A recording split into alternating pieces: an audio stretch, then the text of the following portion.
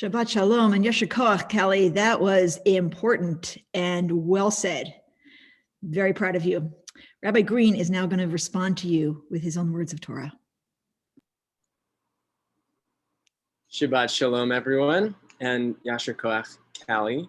That was beautiful chanting all around, and I have to say, as you just heard from Cantor Breitzer explain why this week is so exciting, there's nothing that excites me as much as hearing that trope of Shirat Hayam. So, with that, Shabbat Shalom and Yasher Koach. Imagine the setting. Pharaoh is sitting in his palace, the curtains are drawn, and he's depressed. Vast numbers of his subjects who had lived in his land for 400 years were now leaving in droves. The exact people on whom he'd relied to build his economy and everything he knew. As he sat there, still reeling from the plagues that had befallen his people, perhaps at rock bottom, he knew it was all his fault. And at that moment, a servant tells him that the Israelites are really doing it. They're really leaving Egypt. And suddenly, he has a change of heart. As you spoke to us just now, Callie, I love that in both the verses you interrogated and in the language you used to teach us, you focused on Pharaoh's heart. Picking up on the way that the Torah describes Pharaoh having a change of heart in this week's Torah reading, you spoke of the importance of leading from the heart. And I think I agree that Pharaoh does not successfully lead from his heart, as you put it. Perhaps then, unpacking Pharaoh's heart can offer us some clues about what kinds of hearts may be better fit for leadership than his. As Jews, we are conditioned to see Pharaoh as heartless. But Pharaoh is associated with the word lev, meaning heart, more than most biblical figures. So we can't really say that Pharaoh was heartless. Rather, what we learn from this story is that Pharaoh's heart, like the hearts of many leaders perhaps, was complicated. Earlier in the Exodus narrative, we read that after each of the first 5 plagues God sent upon Egypt, Vayachazak lev paro, Pharaoh hardened his heart. He steeled himself against the pain of the plagues and doubled down on not letting the Israelites go. When his heart may have wanted him to be merciful, some other part of Pharaoh couldn't allow him to do so. Then comes the 6th plague, after which it's God who hardens Pharaoh's heart for him. This fact led some of the early rabbis to say that Pharaoh didn't take the chance to repent when it appeared to him, actively choosing 5 separate times to not do the right thing. Perhaps this incensed God. So God took up the role of hardening Pharaoh's heart for him, yielding 5 more plagues to finally break Pharaoh's heart. And then this week, even after Pharaoh relents and lets the people go, God isn't done with Pharaoh's heart. As the people are already on their way out, just before the verse that we're exploring, God says explicitly, I will harden Pharaoh's heart one last time, so that I may gain glory through him. It's God who instigates Pharaoh's change of heart, leading him to pursue the Israelites at the sea.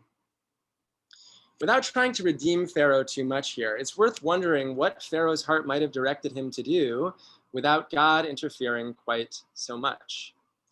And as many Jews have asked over the millennia, why does God keep making things harder for Pharaoh and in turn the Israelites, even after the people are freed and halfway out of Egypt? There's something funky going on here between God and Pharaoh, and it all revolves around Pharaoh's heart. The rabbis of Shmot Rabbah, a collection of midrashim, teach us a parable that focuses on Pharaoh's thought process. They compare God to a king who has a son, and this son travels to a far-off land where he stays in the house of a wealthy man. The king does not like that the prince is in this man's home. So the king sends him letters saying, let my son go. Until finally the king goes and retrieves his son himself. It should be clear by now that the wealthy man represents Pharaoh in this parable. Distraught that the prince had left his home, the wealthy man cries out miserably, as long as the prince was with me, I had great honor because the king would write me letters. The king needed me, and I enjoyed his respect. But now he doesn't need me for anything. After detailing this parable, the rabbis spell it out explicitly. While Pharaoh remained in control of the Israelites, God had no choice but interact with him. But now that they were gone, so was God. And it was God, God's self, perhaps more than the Israelites, that Pharaoh missed. This midrash offers an emotional twist on the Exodus story. Again, the subject is Pharaoh's heart. Maybe Pharaoh wasn't focused on the Israelites at all so much as he was fixated on their God. Pharaoh wanted God's affection, but in his twisted, avoidant mind, the only way that he could find intimacy with God was by holding on to God's people. They were a pawn for him to get close with a deity that he knew was far mightier than anything that he had in Egypt. And he had nothing redeeming about himself other than his possession of this people. Though Pharaoh's heart is usually mentioned in relation to some act for or against the Israelites, the context is always that his heart is moved by God. For God's part, it's a little concerning that God felt it was necessary to drag out the plot with Pharaoh for so long as a way of proving God's own glory. But perhaps the glory that God is trying to demonstrate is that there is glory available to the Israelites far better than the pharaohs or gods of Egypt. By intensifying the drama of the story, God shows the people that they can do better than a leader who's just using them. Using their labor, of course, but also using them emotionally and spiritually. The people are free now.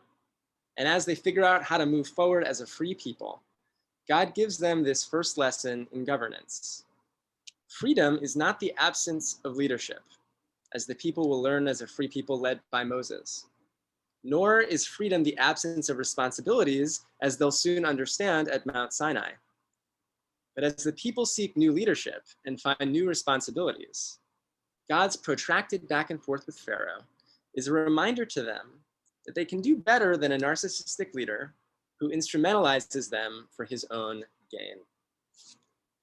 It's hard to find perfect leadership among human leaders. And it may be that God's real purpose is to show the people that all they need is to rely on God and not leaders of flesh and blood.